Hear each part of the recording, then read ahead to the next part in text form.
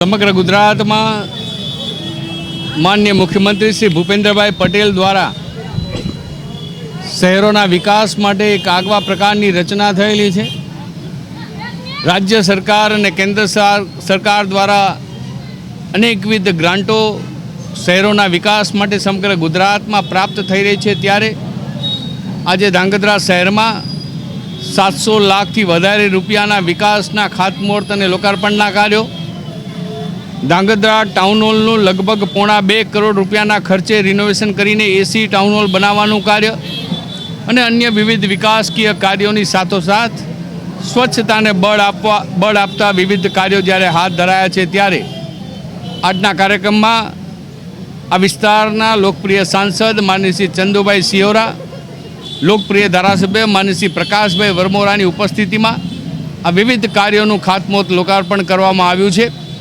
ધાંગધ્રા શહેરનો સંકલ્પ છે કે ધાંગધ્રા શહેરને સ્વચ્છ, સુંદર, રળિયામણું, હરિયાળું બનાવીએ અને સંકલ્પમાં બધા જ શહેરીજનોનો સાથ અને સહકાર પ્રાપ્ત થાય। ગુજરાત સરકાર અને કેન્દ્ર સરકાર તરફથી જે શહેરોના વિકાસ માટેની જે યોજનાઓ છે, એ યોજનાઓના ભાગરૂપે આજે ધાંગધ્રા તાલુકા મથકે 163 લાખના ખર્ચે ટાઉન હોલનું રિનોવેશન અને ટોટલ 700 લાખના ખર્ચે ધાંગધ્રા શહેરના વિકાસ માટેના જે વિવિધ વિકાસના કાર્યોના લોકાર્પણ અને ખાતમુહૂર્તનો આજનો કાર્યક્રમ હતો। ત્યારે જે ટાઉન હોલનું રિનોવેશન થયું છે, બીજા કામો જે પૂર્ણ થયા છે એના લોકાર્પણો થયા છે અને ખાતમુહૂર્ત પણ આજે ઘણા બધા થયા છે। ત્યારે ધાંગધ્રા નગરપાલિકાની ટીમ જે ગતિએ કામ કરી રહી છે અને લોકોના વિકાસ માટેના જે કંઈ કામો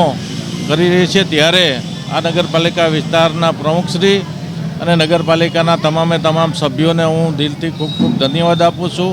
ધાંગધ્રા નગરપાલિકા ખાતે 702 લાખથી વધુ કાર્યોના લોકાર્પણ અને ખાતમુહૂર્તનો બહુ સફળ કાર્યક્રમ રહ્યો। આ કાર્યક્રમમાં સુરેન્દ્રનગર લોકસભાના લોકપ્રિય સાંસદ ચંદુભાઈ સિહોરા અને રાજ્ય સરકારમાં શહેરી વિકાસમાં જેમણે બહુ સારું કામ કર્યું છે એવા રાજ્ય સરકારના પૂર્વ કેબિનેટ મંત્રી આઈ કે જાડેજા સાહેબ ઉપસ્થિત રહ્યા અને સાથે મળી ધાંગધ્રાને એક ગ્રીન ધાંગધ્રા બનાવવું, ધાંગધ્રાને એક દિવ્ય અને ભવ્ય બનાવવું, એની બધાએ સંકલ્પ લીધો।